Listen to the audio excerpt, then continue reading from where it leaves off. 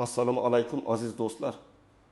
Bugun men sizlarga shunchaki videoni emas, balki har bir oila a'zosining hayotini, moliyaviy osoyishtaligini saqlab qolishi mumkin bo'lgan juda muhim shoshinch xabarni yetkazish uchun turibman. Bu video sizning ota-onangiz, bobo-buvlaringiz, ya'ni hayotimizning eng qadrli ustunlari bo'lgan keksa avlodimiz uchun mo'ljallangan. Ular xavf ostida. Bu xavf har birimizga tegishli va uni tushunish har birimizning burchimizdir. Shuning uchun iltimos videoni oxirigacha diqqat bilan tomosha qiling. Hoziroq like bosing, kanalimizga obuna bo'ling va uni barcha yaqinlaringizga, ayniqsa keksa qarindoshlaringizga shoshilinch ravishda ulashing. Bu bugungi kundagi eng muhim ishingiz bo'lishi mumkin. Muammo yadrosi avval qanday edi va hozir nima o'zgardi? Qadimdan beri firibgarlar, aldovchilar jamiyatimizda mavjud bo'lgan. Ilgari ularning usullari ancha oddiyroq edi. Odatda firibgarlar odamlar bilan yuzma-yuz uchrashar. Ularning ishonchiga kirib, cho'y puli yoki kichik yordam so'rab aldar edilar. Telefon orqali aldash usullari ham bor edi. Masalan, Nigeriya shahzodasi hikoyalari yoki loteriya yutdingiz kabi eski, ammo hali ham ba'zan ishlaydigan sxemalar, pochta orqali keladigan buyuk meros haqidagi xatlar ham keng tarqalgan edi. Bu usullarning umumiy jihati shundaki, ular ma'lum bir jismoniy harakatni, shaxsiy aloqani talab qilar edi va ularning qamrovi cheklangan edi. Firibgarlik qilish uchun ko'proq vaqt va resurs kerak bo'lardi. Odamlar bir-birlarini ogohlantirishga ulgurardi. Yangiliklar tarqalishi sekinroq edi. Keksa avlod vakillari ko'proq ijtimoiy muhitda bo'lgani sababli qishloqda, mahalla ko'yda bir-birlaridan eshitib, tezda ogoh bo'lishar edi. Bugun esa dunyo tubdan o'zgardi. Biz raqamli asrda yashayapmiz. Smartfonlar, internet, messenjerlar, Telegram, WhatsApp, ijtimoiy tarmoqlar, Facebook, Instagram hayotimizning ajralmas qismiga aylandi. Bu texnologiyalar bizga ko'plab qulayliklar yaratdi. Lekin ayni paytda firibgarlar uchun ham misli ko'rilmagan imkoniyatlar eshigini ochdi. Hozirgi firibgarlar nafaqat oddiy aldov usullarini, balki yuqori texnologiyali vositalarni ham qo'llashmoqda. Ular psixologik manipulyatsiya sirlarini mukammal bilishadi. Sun'iy intellekt yordamida ovoz va hatto yuzlarni qalbakilashtirishga qodir. Soxta veb-saytlar, ommaviy xabarlar, yolg'on reklama va ishonchdan foydalanish orqali ular o'z qurbonlarini topishadi. Bu usullar bilan firibgarlikning miqyosi va tezligi avvalgilardan ancha yuqori. Ular keksalarimizning yolg'izlik tuyg'usini, qo'shimcha daromad istagini yoki oila a'zolari uchun qo'rg'uni nishonga olishadi. Afsuski, bugungi kunda bu xavf shunchalik keng tarqalgan va murakkabki, u har birimizning eshigimizni taqillatishi mumkin. Asosiy qism 1. Nima bilish kerak? Kim xavotir olish kerak? Kim emas? Quyida men sizga eng ko'p tarqalgan firibgarlik turlari va ularning qanday ishlashini batafsil tushuntirib beraman. Har bir jihatni diqqat bilan eshitishingizni iltimos qilaman. Bilishingiz kerak bo'lgan narsalar: phishing, sayt qalbakilashtirish, bu usulda firibgarlar banklar, davlat idoralari, kommunal xizmatlar yoki mashhur savdo platformalarining haqiqiy veb-saytlariga juda o'xshash soxta saytlar yaratadilar. Ular sizga SMS, elektron pochta yoki messenjer orqali, masalan, kartangiz bloklandi, hisobingizga kirishda muammo yuzaga keldi yoki kommunal to'lov muddati o'tib ketdi, jarima hisoblandi kabi xabarlar yuborishadi. Xabar ichida esa muammoni hal qilish uchun havola beriladi. Siz bu havolaga bosganingizda xuddi haqiqiy saytga o'xshash sahifa ochiladi. Lekin bu soxta sayt. U yerda sizdan bank kartangiz raqami, amal qilish muddati, CVV kodi va hatto bank tomonidan telefoningizga yuboriladigan bir martalik parol, OTP kodi kabi maxfiy ma'lumotlaringizni kiritishingizni so'rashadi. Siz bu ma'lumotlarni kiritishingiz bilanoq firibgarlar ularni qo'lga kiritadi va hisobingizdagi pullarni o'z hisoblariga o'tkazib yuboradi. Misol, o'qituvchi Aziza opaning misoli. Aziza opa 60 yoshda, nafaqada. Smartfondan faqat Telegram va oddiy qo'ng'iroqlar uchun foydalanadi. Bir kuni uning telefoniga bankdan kelganga o'xshash SMS keladi. Hurmatli mijoz, kartangizda shubhali harakatlar aniqlandi. Hisobingizni bloklanishdan saqlash uchun quyidagi havolaga o'ting: soxtahavala.com.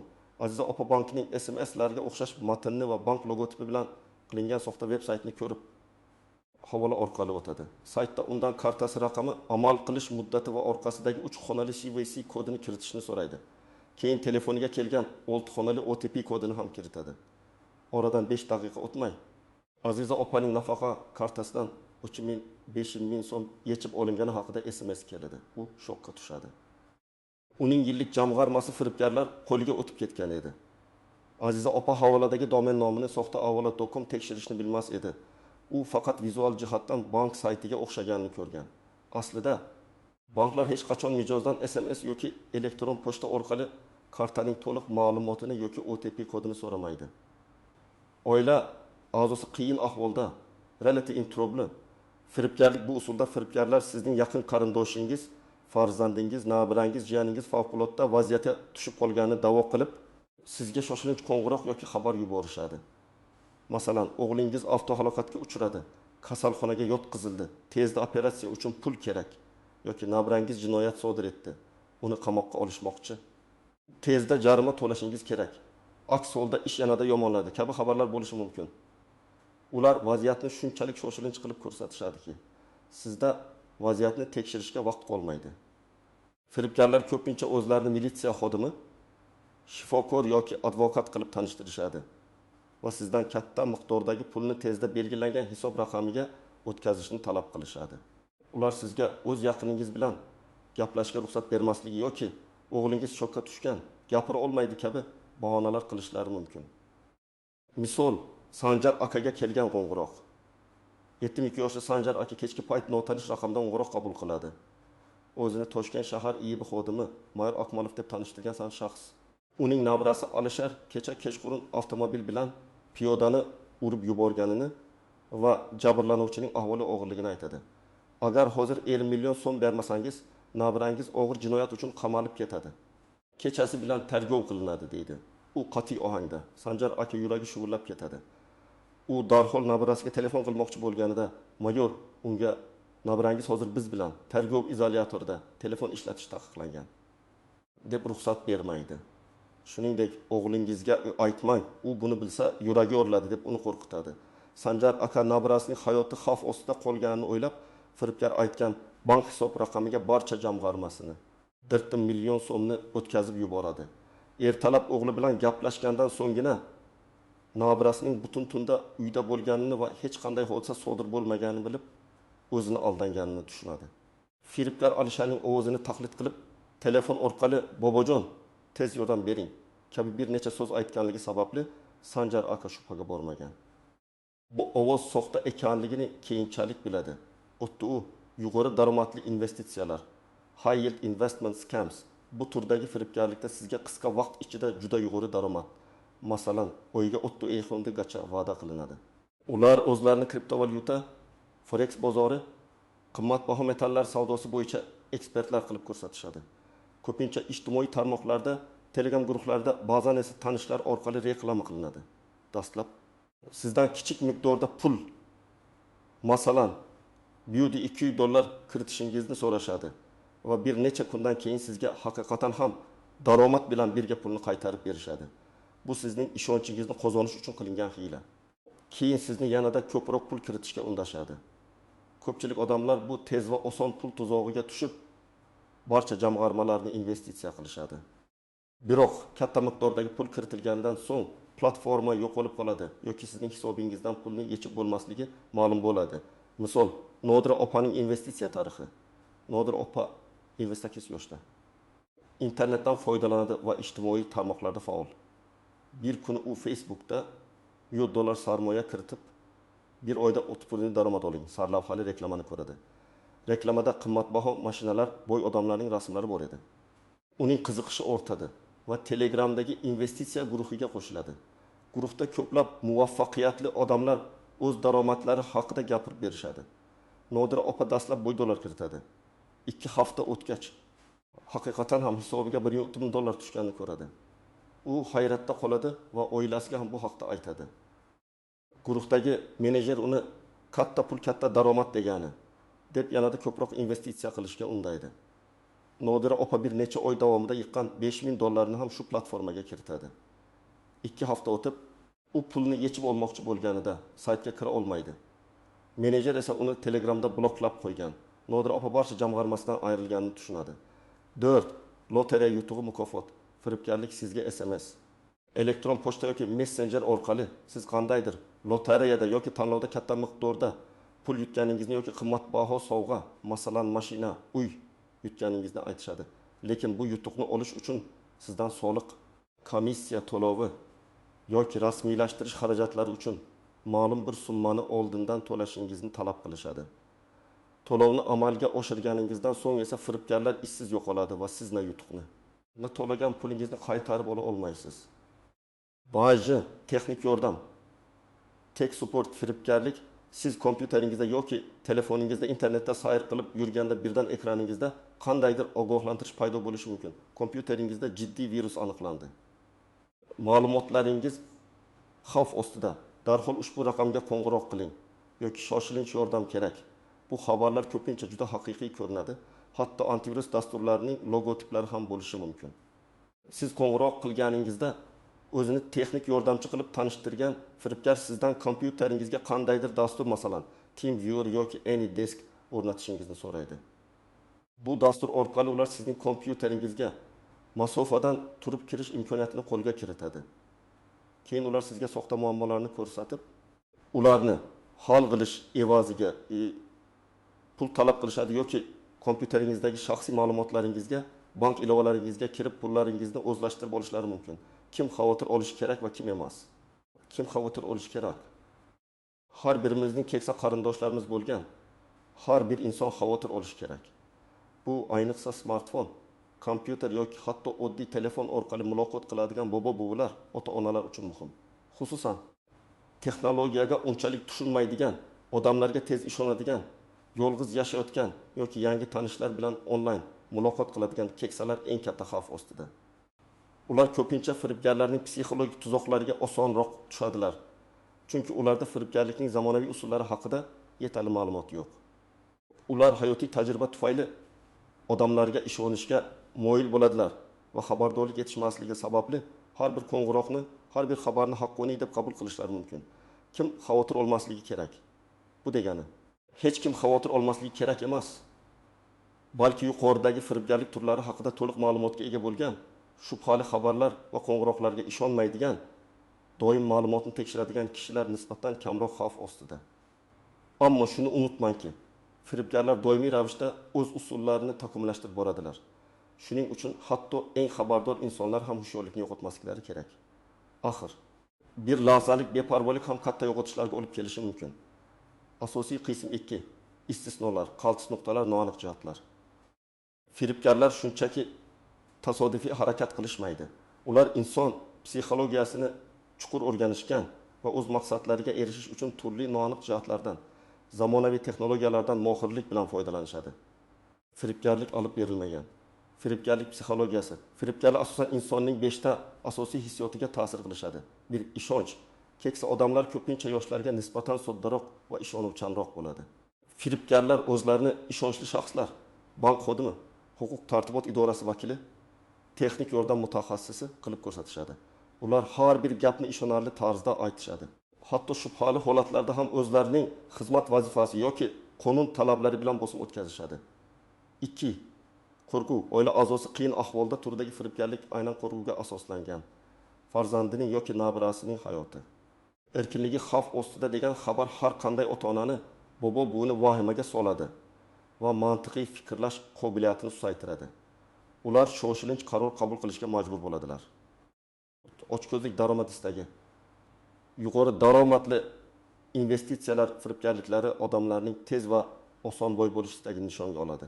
Ayniqsa nafaqada bo'lgan kishilar uchun qo'shimcha daromad juda jozibador bo'lishi mumkin. Firibgarlar bu istakni ekspluatatsiya qilib, haqiqatdan uzoq va'dalar beradi. 4. Yolg'izlik. Ba'zi firibgarlar keksa, yolg'iz odamlarning ijtimoiy ehtiyojlaridan foydalanishadi. Ular o'zlarini do'st, onlayn sevgilisi qilib ko'rsatib, uzoq muddatli munosabatlar o'rnatishadi. Keyin esa favqulodda vaziyat yoki sarmoya bahonasida pul talab qilishadi. 5. Yordam berish istagi. Keksalarimiz o'z oila a'zolariga, farzandlariga, nabiralarga yordam berish uchun hamma narsaga tayyor.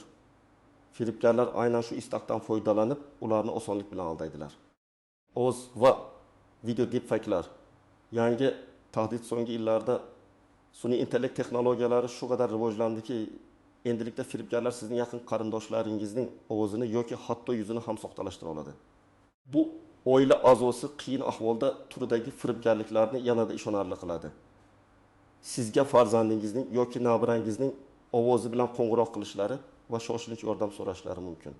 Ularning ovozi shunchalik o'xshash bo'ladiki, hatto eng yaqin kishisi ham firibgarlikni darhol aniqlay olmaydi.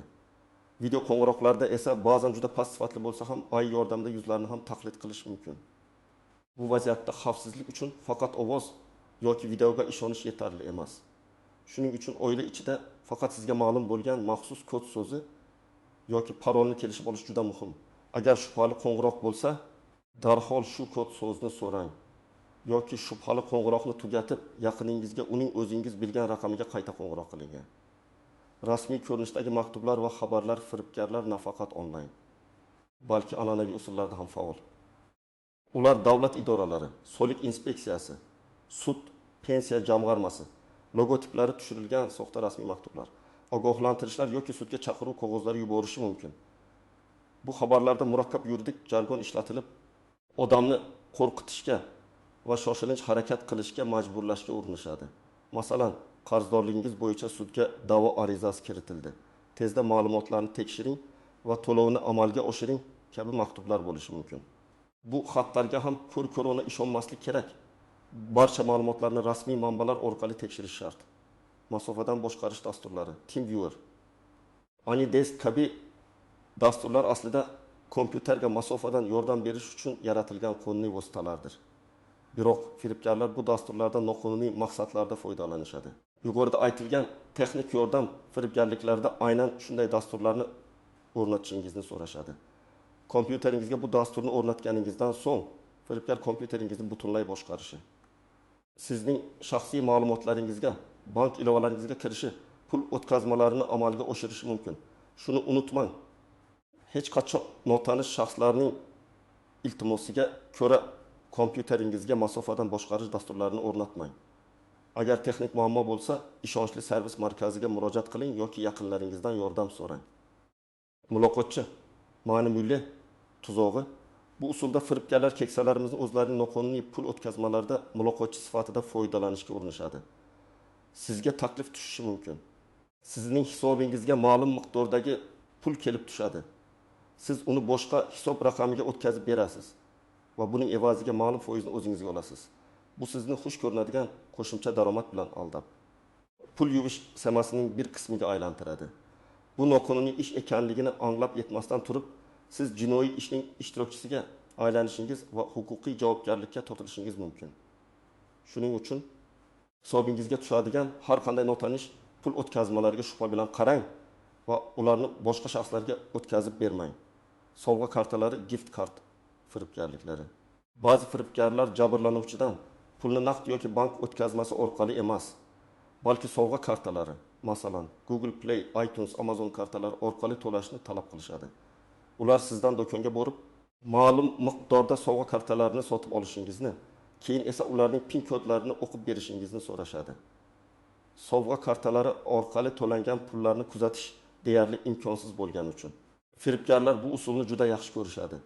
Hech qanday rasmiy tashkilot, bank yoki davlat idorasi sizdan xizmatlar uchun sovg'a kartalari orqali to'lov qilishni talab qilmaydi. Bank xavfsizlik xizmatidan kutilmagan qo'ng'iroqlar. Bu firibgarlik turida sizga o'zini bankning xavfsizlik xizmati xodimi deb tanishtirgan shaxs qo'ng'iroq qiladi. Ular sizning hisobingizdan shubhali harakatlar sodir bo'layotganini, hisobingizga kirishga urinishlar bo'layotganini aytdi. Sizni vahimaga soladi. Keyin esa pullaringizni xavfsiz hisob raqamiga o'tkazish kerakligini yoki aldovni aniqlash uchun sizning ma'lumotlaringiz kerakligini aytishadi.